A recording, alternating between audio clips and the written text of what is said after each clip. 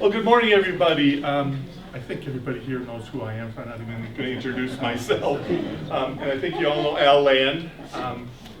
He's going to be doing the bulk of the presentation. This past October, we had a group of 7 of us who went to New Orleans to do our adult mission trip. Initially, we were going to go to Florida, and we usually go work with an organization, but they were still not ready for us for last year's, was it Hurricane Ian?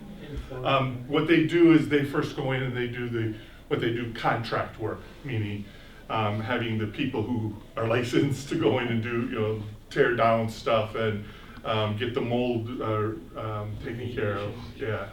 So we decided we were going to go to New Orleans. We went with 7 of us. Al, if you want to click one? Sure. This is the group we went with. Ginger Wooster this is her 5th, 6th, 7th time. Yeah. She works with the organization SVP quite a bit, and she sometimes goes just by herself. She's been to Puerto Rico twice by herself. Flies into Puerto Rico, rents a car, and yeah, she has a little bit more gumption than I do. Myself, Al Land, Dan Gordon, he's been going quite a bit. He's been with the youth mission trips, and now he's coming on the adult mission trips. Paul Richards and Paul Davis, who is here. And then we have Barb Van Buell. She's a friend of Ginger. She lives in Florida, so she said, hey, can I come along too? And we're like, more hands, the better. So we had a really good time. We did some hard work. We also do some playing there. What we end up doing is we fly down, and then we rent a car or some cars. Last year when we went to Houston, we had 1 vehicle for 6 of us. This year we had to do 2 vehicles for 7. We have learned over the years that the best thing to do is to do an Airbnb. We have done a hostel, which was not a fun thing to do for adults when you're all sleeping in the same room. We've done, what do you call Camp Hope? What would that be called? It was an organization set up in New Orleans to house groups that come in to help clean up. And it can sleep 100. Basically, they're a bunch of bunk beds in a big room. Yeah. So they put a room like this, and they'll put a whole bunch of bunk beds in, and there'll be like 4 for guys, and then 4 for girls on the other side, men and women. Sorry. But we've learned the Airbnb is the best way to go. You can go in there, and depending on how many people you have, you can say we need a house for 15, and you'll get a listing. So they were pretty good accommodations. Al and I shared a room. Barb and Ginger shared a room, and then the other 3 had separate bedrooms. We had 3 full baths. So you'll see a couple pictures of. We had a swimming pool in the backyard that we didn't use, and you'll see some pictures. So this is the group. This is on one of the levees, and then that's downtown New Orleans in the back. And anybody who's watched NCIS New Orleans, you always see these bridges a lot. So, Al, why don't you go ahead? Okay, thanks, Al. The other thing is with us flying, it makes it a lot easier because we're not wasting a day going down and a day coming back. That's more time we can actually do the working. So it does cost more, but we can get more stuff done. So that's one of the big reasons we do that. And we don't have to carry our tools because like St. Bernard Project and the other places we worked with, we didn't have to bring any tools with us too. So that worked out real well. This year we did something a little bit different. In the past we've always gone to one place for the entire week. We broke it up one day. Well, I'll go into the details. We went to 3 different places and did 3 different things, kind of mixed it up. And actually it worked really well. Okay. Paul Davis and Paul Richards were the 2 new participants in the adult mission trip. We'll go over the first place on day 1. It was called Common Ground Relief. I don't know if you can read the information there. They were founded in 2005, and what they do is CGR, Common Ground Relief. They basically foster environmental and community stewardship so residents of Louisiana can survive and thrive now in the future. They do basically coastal restoration projects. and environmental ages for all ages. They also have a food pantry, which they serve for in the community. Theirs is a little bit different because they don't require an ID. A lot of people require, some of the organizations require an ID. They don't here because their whole theme is that just because you don't have an ID doesn't mean you're not going hungry. So they have that, and we'll show some pictures. On the next slide here, you'll see there's two buildings right next to each other, which they own both of those. The building on the left is where they have their administrative offices, and they have a kitchen there, and down below is where the food pantry is on the left. On the right side, that building is right next door. That houses the volunteers. They have a kitchen there, several baths, and a few rooms with a whole bunch of bunk beds. That's basically for your high school or college students. The long-term volunteers who help, they're in that building on the left. They have some rooms there for those. It was really neat because the person we who gave us, we got a lot of education on the coastal relief, and I learned a lot on that. I thought it was a really neat experience. So the picture. Here's the outside. They have the restoration, wetlands restoration. It's literally like 2.5, 3 blocks away. It's within walking distance of where we stay. And so just some pictures I took of the outside as well as the inside. What they're doing is replanting and trying to do as much as they can for restoration. And so these for the plantings, our job was to we'll get into a little bit. There's a little bit about the common ground relief. They have a lot of educational material there, so it gives you an idea what the grounds look like. This, you can't read this, but this shows the area that's highlighted in the pink. That's the area that they've lost through flooding, where there was the coastal wetlands. There's just no ground there anymore. So trying to find ways to stop losing the land. Louisiana has lost an average of 34 square miles of land, primarily marshland, per year for the last 60 years. That's a lot. And again, the area in the pink is the area that have lost. Basically, from 1932 to 2000, they lost 1,900 square miles of land, roughly the size of the state of Delaware, which is pretty substantial. If nothing is done to stop the loss, approximately another 700 additional square miles of land will be lost in the next 50 years. So these are some of the plantings. Next few slides, we show some of the plantings that they are being prepared. What they do, you see the rubberized, like the boxes there, basically is supposed to replicate the wetlands area. So our job was to, I'll show you some of the pictures here. There was some switchgrass that was there. It was pretty tall, about like 6 feet tall. We had to do, learned a lot about, we had to take the rhizomes. Paul was great at this. He digging in there, and we had to find the root, split it, put it in the smaller planters, and then stick them back in there. And that growth in the water there was supposed to replicate the wetlands. So our job was, once we split it, then we cut it down to about 3 feet, and then set it up, and that's to be prepared for the high school students. They were going to come later on, I think in November, and they were going to replant. Yes? When you say lost, what do you mean it went back, it's now inundated with water, or it's no longer wetlands, or it's dirt? Yeah, combination of things. The flooding, the hurricanes have created problems. The other problem is, and we'll show some pictures, is that because the water coming down from the Mississippi River, when there's drought like there was now, it takes basically 90 days from when you top the Mississippi down to get into the Gulf of Mexico. And because of all the drought, there's lowlands there. So what moves in is you get the land from the ocean coming in, that salt water. So a lot of that habitat, like birch trees and things like that, they all died because they can't survive it with the salt water. And some other growth like that. So we're trying to find ways to change that and put some growth there. And one of the things we were working with was that switchgrass, which we actually can survive in the wetlands. You can see a lot of potting replanting. We were only there for half a day, and they have some stands up there, so they have a lot of information out so people can see what it's like. It's a not a relatively large area, but it's very concentrated with a lot of different growth.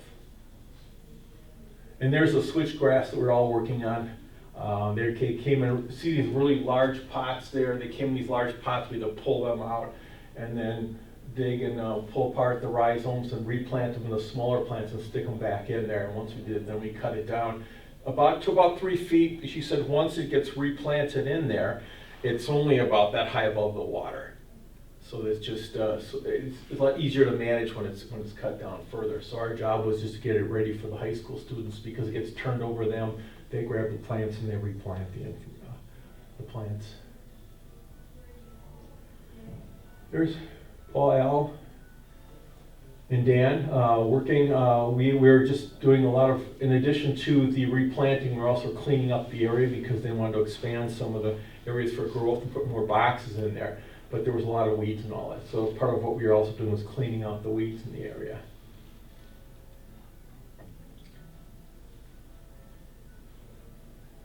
See, there's quite a lot of bit of growth there, so there's a lot of work. And then also what we're doing is trimming back some of the trees too. They're growing too high, so part of what we're doing is not only the replanting, but also cutting back. There's Christina. She's the assistant director of the whole program. She's there showing us how to do it. And there's some of our volunteers. Again, a lot of growth and a lot of concentration. This is the area where the levee was when we were all done. Christina took us to the levee to give an idea how the water has dropped. You see the area where the rocks are? That's the normal water line where it should be. So it's quite a bit lower because of the Mississippi. Because of all the drought. So what we did, because at the end where chickens to the levee, we actually had a Chevy. So we were singing on the way there about driving the Chevy to the levee, and then somebody had a song. We plugged it into the TV, so into the radio, and we were singing on the way to the levee. Now, what we had, that was in the morning. In the afternoon, we had some free time. So it was the guys went, women decided not to go. So all the guys went. We went to the World War II museum, actually the military museum. It started out as the World War II museum, but it expanded a lot beyond that. So there was a lot of information there. It said 2 to 3 hours minimum. We were there for 3 hours. We probably could have spent 2 or 3 more hours. There was a lot of information. It was a neat thing to do in the afternoon. Just some of the pictures and it actually was one of the planes in there. They got online. They saw it was online, so they wound up purchasing it online, and they had it installed in their all the information, all the different planes that were there. And one thing we always try to do is we're there for 5 days. One work week, we always make it 4.5 days of work. We always try to put aside a half a day to do some touristy things. And this time the half a day happened to be on the Monday, the first day. You talked about costs a little. You should explain that you're picking up your own costs. Yeah, this is a self-funded trip. All of us pay our own way. This year our costs went a little bit over because we ended up getting 2 cars, and the first 3 days, because they were smaller organizations, we actually had to pay them to volunteer for them. I never understood that, but so we did have some cost overruns, but it cost each of us $1,000 to attend this. Yeah, the first 2 days we did have to pay. The third day was through SBP, yeah. And they are, because they have real large corporate sponsors. We don't have to pay for anything. As long as you're volunteering, you don't have to pay. So the others don't have the level of corporate sponsorship that the others do. That's where we have, you have to pay. So it did cost a little bit more. Yeah, one of those planes was actually bought on eBay. So they saw that, they bought it on eBay and they bought it and they put it up there, so it was kind of interesting. Was it delivered? That's what we said, it's a free delivery, I was assuming it would have to be. Negotiated in the price, I'm not sure. Day 2 and 3 is called Rebuilding Together, RTNO, Rebuilding Together New Orleans. Very similar to SBP. The difference is they've been in business around the same amount of time, but they don't have quite the corporate sponsorship. So even though they do provide the materials, we did have to pay for our time there. And so we were there for Tuesday and Wednesday. And our job was, we started, there's Ginger. Ginger and Al were removing the old boards. There were X's, so the boards had to be removed. And then on one side, they were on one side, and then on the other side, there was a group of us that was removing the lead paint. And that was kind of interesting because we'll see some pictures, we had to suit up, whatever, had to cover ourselves up, and goggles, gloves, the whole 9 yards, because I didn't realize this, but how they explained to us was with lead-based paint, I always thought it was like the ingestion was, obviously is a problem with the kids, but it's also through the skin, that lead actually, the brain accepts lead almost like it's calcium, so it goes straight to the brain. So that creates issues for adults, especially for older adults and young children. So that's why we had to suit up. Before we do that though, we've got to tarp the area down below, because as when you're scraping, it's coming down. So we need tarp and protect the area underneath. So that was the first side on both sides of the house. And there with our suits on to get everything off. It was, thankfully, the weather was nice, it was in the 60s. And the first day when you guys did it, when I did it the second day, it was a little bit warmer. Yeah, you were sweating in there, not the first day, but the ones who were doing the second day. We were Fortunately, also on the shady side. Yes, we were, yes. So that, we had to cover up and all that, so everything worked out really well. Show you some other pictures here. In addition to that, then I will tell you one thing. Kudos to Paul. Whatever, he did a fantastic job of the lead paint removal. And every once in a while, we have to take breaks because the water breaks, because you don't even realize how much water you're using, especially when you're down there.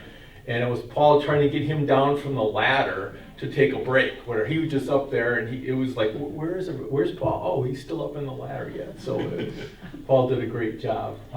There's other Paul, working on the porch area. They had already been scraped before we got there, so we're starting to do the priming. What our job was for those 2 days was to replace the wood, get rid of the lead paint, and prime it, because on November 1st, they have a number of corporations who are sponsoring them. The company employees come and they paint the houses. So our job was to scrape it, remove the boards, prime it, and get it ready for them. And that's what we did for those 2 days. And we're taking our lunch break. The interesting part was, here's the woman we were working for. Her name was Gwen Bryant.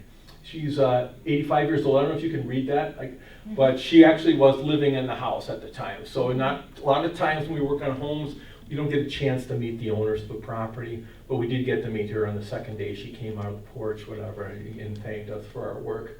I'll read the bio that was sent to us prior. Gwendolyn Bryant is an 85-year-old New Orleans native who grew up in the Uptown neighborhood. She's lived in her 7th Ward home for over 20 years and remains involved in the community by being an active member of the Pentecostal Baptist Church, which she loves to sing in the choir. After Hurricane Ida, Ms. Bryant struggled to keep up with the mounting repairs. Her roof failed, causing water intrusion, and her HVAC system malfunctioned. In addition to the exterior of her home, needed some upkeep to prevent any water or pests from getting in. So there was quite a bit of replacement of wood and a lot of caulking. RTNO, which is the organization, has already replaced her roof, and with the help of volunteers will repair compromised siding around the home to ensure the house is secure and dry, and complete exterior painting. After the work is done, Ms. Bryant is looking forward to relaxing in her home and watching her favorite westerns. So we did meet her, and we did take some pictures, but Al and I were trying to dig out. Yeah, we couldn't find which camera We couldn't was find on. which camera it was on. So we did get a picture of her and her grandson. There's the outside of the house, and there's the crew that was working with us. And the crew, the volunteers from RTNO is, they're AmeriCorps. Is the organization that they volunteer for, and then they get to assign to RTNO. And that's the same thing for the St. Bernard Project. They're also AmeriCorps. Yeah, they're also AmeriCorps workers. So the big difference, and Al was talking to the gentleman from RTNO, is for, because they basically do the same thing. It's like, are you really competing for dollars, whatever? And you can probably explain. Well, that I asked him, I later. said, is there competition between RTNO and SBP? He goes, no, we complement each other. Sometimes we hand off projects. Says the only place where we have competition is from the federal funding, because there's a limited amount of money you can get from the government. So they said that's the only time they're really in competition. So the other times they complement each other. Yeah. The other thing with SBP, because they have more corporate sponsorship, and that we went there for day 4 and 5, is they have more resources, and because of that, you know, you get more volunteers because you don't have to pay. You know, so it works really well for them in that respect. Although with SBP, it works really nice because we've worked with them for a number of years in the past where we're sawing and the blade breaks, whatever, they get on their walkie-talkies, whatever, and somebody comes, because Toyota's one of their sponsorship, and who are the They're other? Home Depot. These were Lowe's. Yeah, Home Depot, and they got Lowe's sponsoring this organization, so within like a half hour, the equipment's there. Somebody comes in. So you can see the difference between the two. One of them, because of corporate sponsorship and extra money, they can react a lot quicker and get the equipment if something breaks down. So again, St. Bernard Project, that's where we work day 4 and 5. It got the name St. Bernard Project because when Hurricane Katrina struck, it was really the St. Bernard Parish, right? And a parish is like a county. And eventually they expanded in a number of different locations. So they just changed the St. Bernard Project from the St. Bernard Parish. Here was a little bit different because we were working on a house that was a 2-family, which they had purchased. And They call these opportunity houses. yes, so they purchased the homes, and they were pretty in rough shape. So what they do is there was 2 levels. The second level was, well, majority of that was done. There was some work that was done, almost some painting and trim painting. But the first floor was our taping and mudding and getting it ready for the priming. So we didn't do the priming, we just did taping and mudding on the first floor. There's some trim paint on the second floor. And these houses can be purchased by anybody, but for the 2 families, it's an opportunity for SBP to also make some money, because they're out there, and once they finish these homes, they rent them out to the people, low-income housing. So they have a place to live, getting them off the streets into the place, and they do have a source of income. And anybody who wants to can eventually purchase these if they come up with the money. Just a lot of mudding going on. It was quite a bit of mudding. I was teaching some people how to do the mudding, whatever, but it came out pretty quick. They do a fairly decent job of explaining how to mud and that. There was a lot of mudding to do, and at one point in time we have to stop. One of the things, and it happens every time we go to a different place, is they don't expect us to work as hard as we do. They're expecting volunteers that just go in there and we've commented again, we finished actually early on this one. We got to the point where we had to stop because the mudding has to dry until the next day you put on your second coat and things like that. But we got done in really like almost a day and a half. We finished it really quick, and then one of the coordinators said, we're not used to this. We're used to having to keep, watch people and tell them what to do. And basically, we've been doing this long enough that we just went out there and we did it. We kind of, everyone grabbed an area, a room, and we just went to town, and we finished early. Same thing with the The first house that we were doing the painting, whatever, they didn't think that we would get done.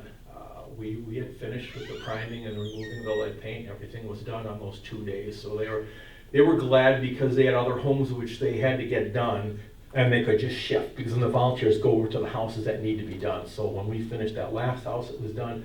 This house, we did the priming and everything that we could do, and by the second day, mid-afternoon, wherever we finished there, so we were done. Give us a little extra time on Friday, but again, always get the response that you guys are so organized that we got it done a lot quicker than what they thought, what they usually expect. So there's some more pictures. So Ginger and I were cleaning brushes on the side of the house, and she goes, "What's this back of the yard look like?" So she found that tire, and she took a little break, so I got a picture of her swinging on the tire in the backyard.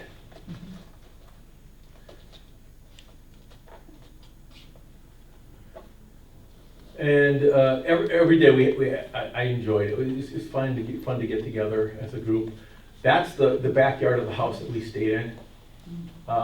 Not in the best neighborhood, No. but it was actually an industrial area, and it was. But it was nice. It was a great location. In the past, sometimes in the mornings we have to take 45, 50-minute ride to get to our location.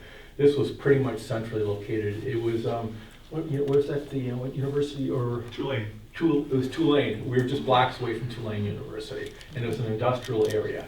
But we had a lot of restaurants and a lot of places we could go within walking distance. It worked out really nice. So these were accommodations. There's the pool. There's the bedroom. Again, that was Al and I's room, and there's the living room. Gives you an idea. The corners were pretty nice. It worked out really nice.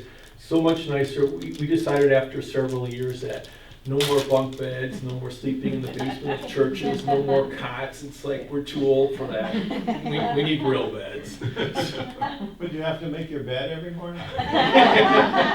We didn't have to. This picture was taken the first day. Yeah, it didn't look like that even day one. So that's why I thought I'd take a picture of it then. Well, it still looked pretty nice. A quick side story.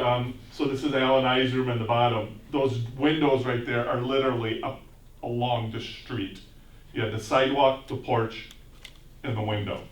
And there's a couple bars in the area, and one night they must have been on the porch, but we had a couple arguing. He was cheating on her, and she caught him with her date, whatever. And I'm hearing, how can you not hear this? I mean, it's right outside the window. I was expecting in the morning to open up the door and maybe there was some blood or something on the porch, because it was like right there on the porch or whatever. So that was kind of interesting. But, yeah, she was not happy. So there is New Orleans area. Because Paul were never new to New Orleans, we give them their choice to pick the first restaurant we went to as a group, whatever, and get a choice. So that's just the downtown area. And for anyone who watched NCS New Orleans, on the right, if you watch that show where they have their headquarters, there's like an outdoor picture when they're walking out of their office. That's actually the building itself, where they don't do any filming. They just use that for a set. We were trying to go find the True Tone, but it was down the road like 2 miles. Like, no, we're not going to walk that. And this was on the final day. Everything is done. We just went down to New Orleans, whatever, looking for restaurants, going for a walk along the levee. Have you ever been on those boats? Mm-hmm. So you tell me. Where to go next? In the past, we've gone to. Oops, what happened there, Al? Oh, let me go up. There we go. We've been to Biloxi, we've been Houston, Minot, New Orleans, Joplin. One of the organizations, do you have that, Al? Can you get that? One of the things that I was looking at possibly, because I found this right at the end, but we couldn't get there. It's called CRCL, it's Coalition to Restore Coastal Louisiana. That's not the one. Yeah, there it is. We're really lucky. We have a really big and dedicated group of volunteers that love coming out to help us protect the coast. They get to load boats with oyster shells and then actually ride out to the reef site and build the reef themselves.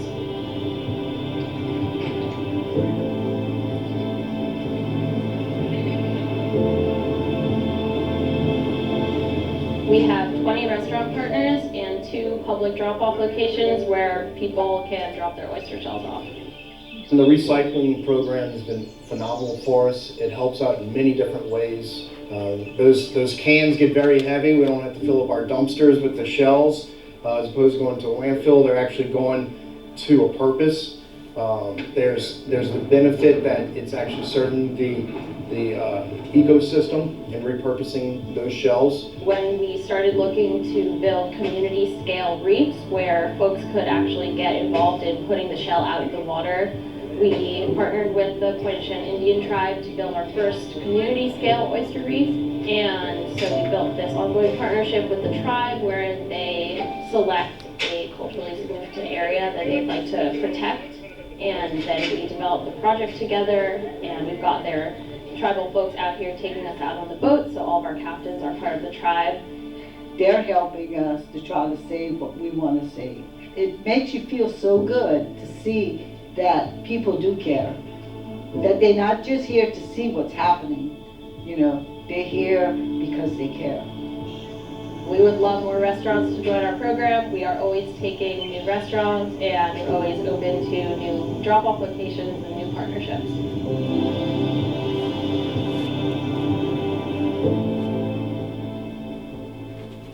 So for next year, that's one of the things I was thinking of, because instead of just going to one place, that would be an opportunity that we could do, because I was looking that up, and with the coastal restoration, it's worked very well on that as a permanent fixture, where it actually works, where they're expanding on the coastal land, whatever, and it's 100% successful. It's worked really well. So in the future, I think, because it worked out really well for the different organizations, it's kind of splitting it up. It kind of made it a little bit easier instead of just doing one thing all the time. When we were in Houston last year, we went to a house and we were painting the outside, and because, as Al stated, we are very efficient, again, we've done this for quite a few years.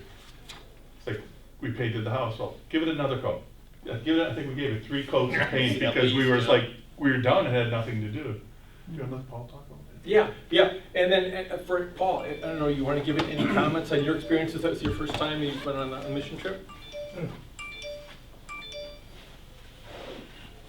Well, I attended the outbrief last year, and it seemed like something that would be interesting to do. So when they announced that they were going to New Orleans, I had never been there before, so it sounded like a good opportunity.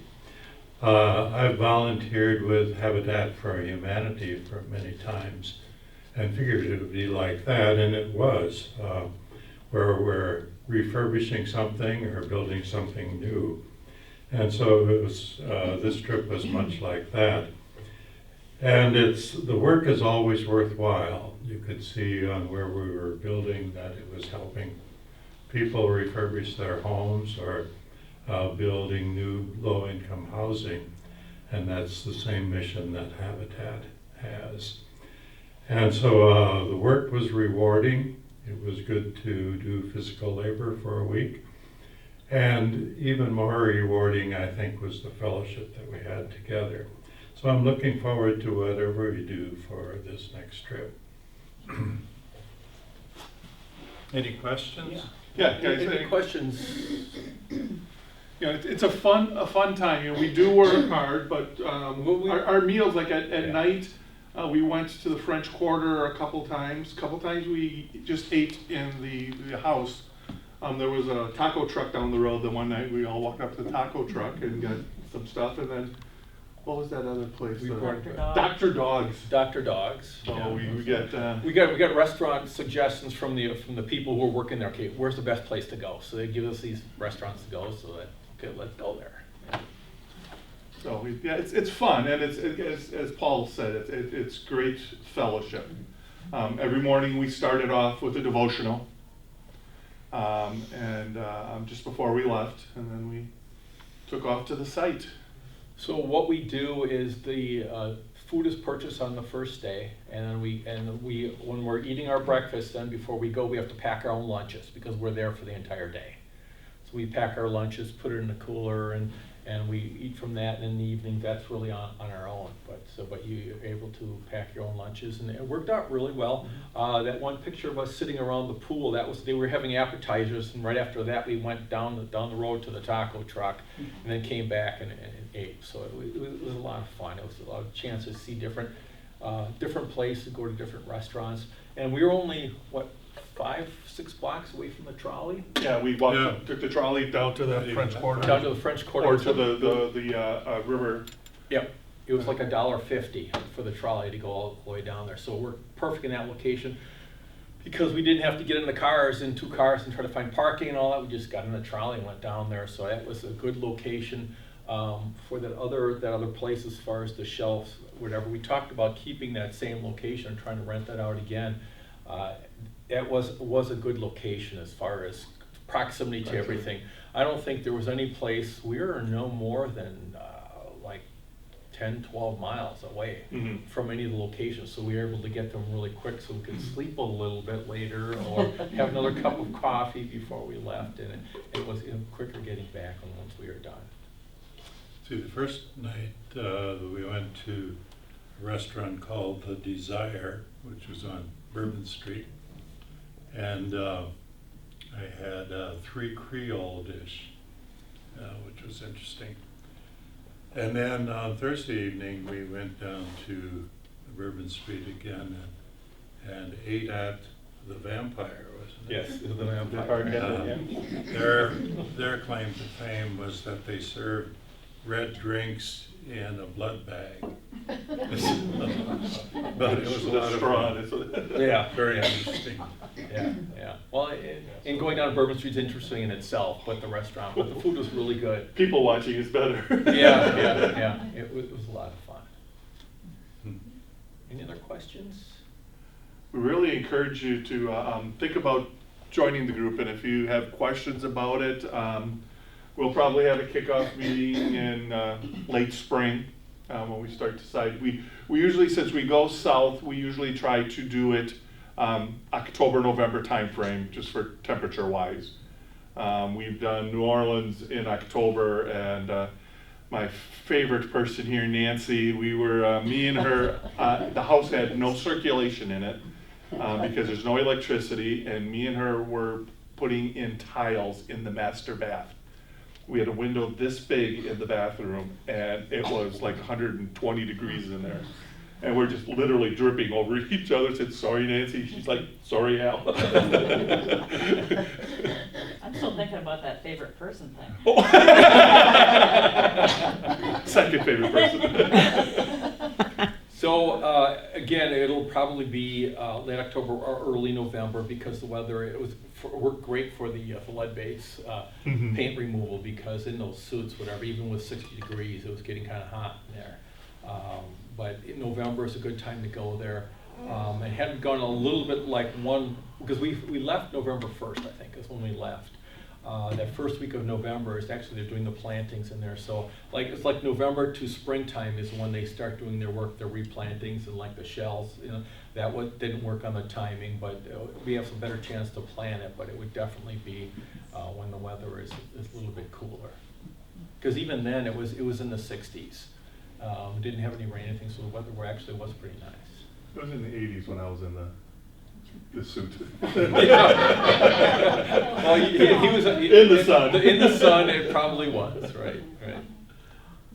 Any other I'm sorry, questions? I missed the beginning. So did you fly down or drive, and was that a VRBO? that you rented? Yeah, we fly down. We try to find the cheapest flights. That was one of the things that put the price so high. So it was getting the flights, and then we all take the same flight. We met up with Barb, which we got done. She was one person who flew in from Florida, and then we rent cars, and then we do a VBR Airbnb. Yeah, we found out that's a lot better than other options. Yeah, driving is not an issue anymore because we find that we're wasting so much time driving down there. We could be working, so it was just easier for us just to fly directly, and then we could start work right away. Because usually we'll fly down on Sunday, and we'll start Monday through Friday, and usually fly back on Saturday sometime.